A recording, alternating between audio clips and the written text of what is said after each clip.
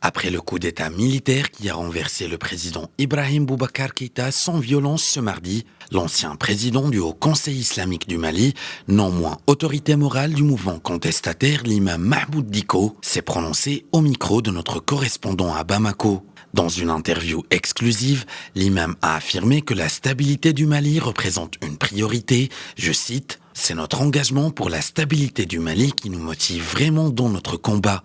Nous avons compris très tôt la gravité de la situation avec les menaces qui pesaient sur l'intégrité territoriale du pays et la crise politico-sécuritaire, sans oublier la crise socio-économique profonde qui menaçait dangereusement le Mali. La nation a failli s'effriter. » Pour l'ancien président du Haut Conseil islamique du Mali, le régime a échoué dans la gouvernance du pays. Il estime donc qu'il revenait à la société civile d'assumer ses responsabilités. Pour lui, la stabilité n'est pas une illusion, mais une réalité quotidienne qui reflète la qualité d'un État. Toujours sur la question de la gouvernance, Mahmoud Dicko a reconnu qu'il s'agissait d'un problème profond.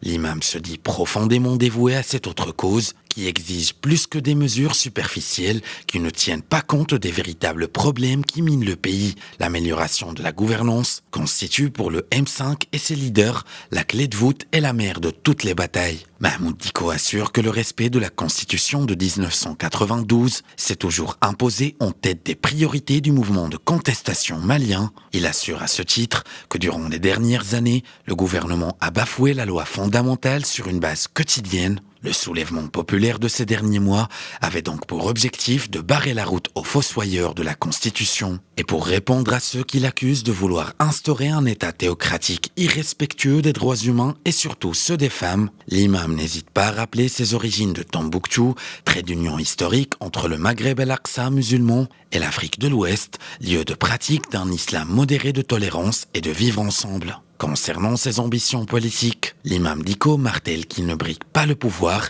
Il revendique en revanche un rôle d'accompagnateur d'une jeunesse qui aspire au changement pour des raisons légitimes d'ordre socio-économique. Pour lui, il est impératif d'éviter que ces jeunes deviennent la proie facile des vendeurs d'illusions. Quant au devenir de la transition politique civile, l'imam déclare prendre acte de la déclaration faite le 19 août 2020 par le Comité national pour le salut du peuple qui a mis en avant l'engagement d'ouvrir une transition politique civile. Il salue l'engagement citoyen du comité en vue de restituer le pouvoir aux civils dans les meilleurs délais et ce à la faveur des élections générales. Et enfin, pour clore cette interview exclusive accordée à notre correspondant à Bamako, l'imam Mahmoud Dicko en appelle au sens élevé de patriotisme et de responsabilité des Maliens afin de transcender toutes les difficultés et aller de l'avant sur la voie de refondation de l'État. Car, comme le rappelle l'imam, le Mali a assez souffert.